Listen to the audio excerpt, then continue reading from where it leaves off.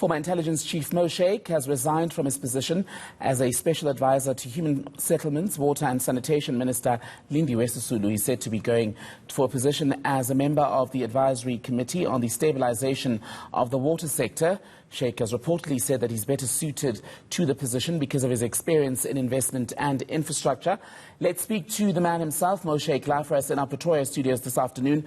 A very good afternoon to you, Mr. Shaik. So the DA appears to believe that you are now making this move due to pressure from the party. Not so, you say? Well, you know, I believe all political parties should live by the dictum of tell no lies and claim no easy victories. In this particular case, it's unfortunate that I have to tell you that the DA is telling lies and claiming an easy victory. Let me give you the background to this situation. I have been appointed on the Stabilisation Committee from the 3rd of December 2019, and you'll note that that date is long before the DA started its furor about my appointment. So I was a serving member of the Stabilisation Committee from December of last year. Earlier in the year, when Minister Sisulu was appointed as a minister, she did approach me to be her special advisor, and at that time I did agree. However, when we further discussed the matter, it felt that I would better serve working in the department on a part-time basis on the Stabilisation Committee. And the act, I was appointed in terms of the regulation of Chapter 9 of the Water Act to provide the service together with other members on the Advisory Committee. However, the DA seemed to have picked this up from an answer to the Minister's question to Parliament, and have gone on to make a whole lot of unnecessary accusations and allegations about this position, which I find to be quite disturbing. So the truth of the matter is, I'm a member of the committee, I've always been a member of that committee, and I never signed any contract as special advisor to the minister.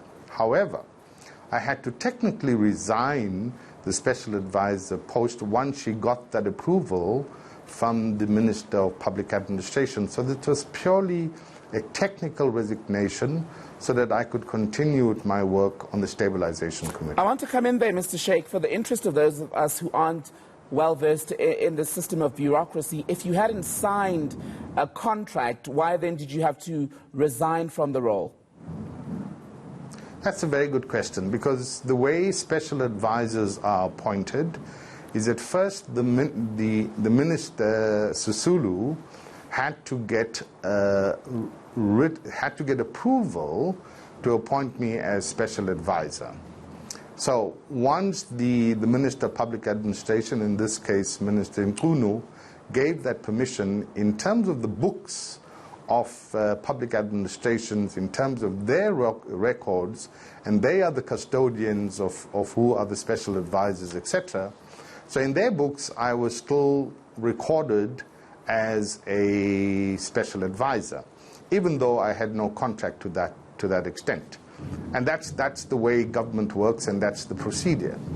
So in order to remove myself from the book, not because of the pressure of the DA, but the minister may be desirous of appointing another special advisor, I had to resign technically from that position.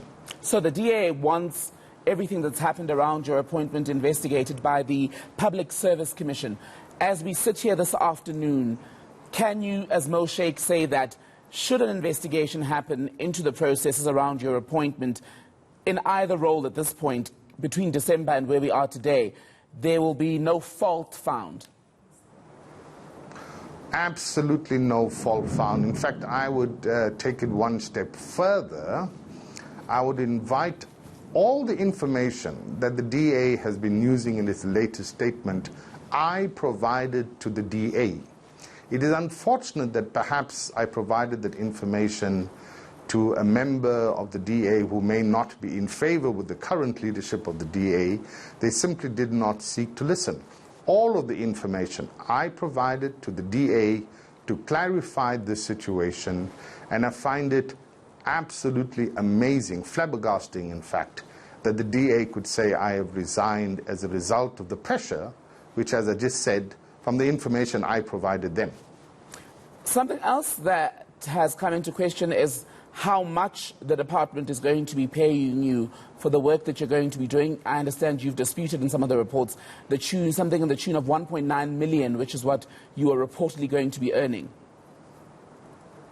Yes. I don't know where the DA got that figure from. Again, it's another distortion of their propaganda. Firstly, I'm on a part-time basis, so I cannot work more than 15 days per month for the department, and we are paid 7,000 Rand per day of work for those 15 days. So how do they compute that to 1.9 baffles me. And it just speaks to the qualifications of the DA to do basic accounting, in my view.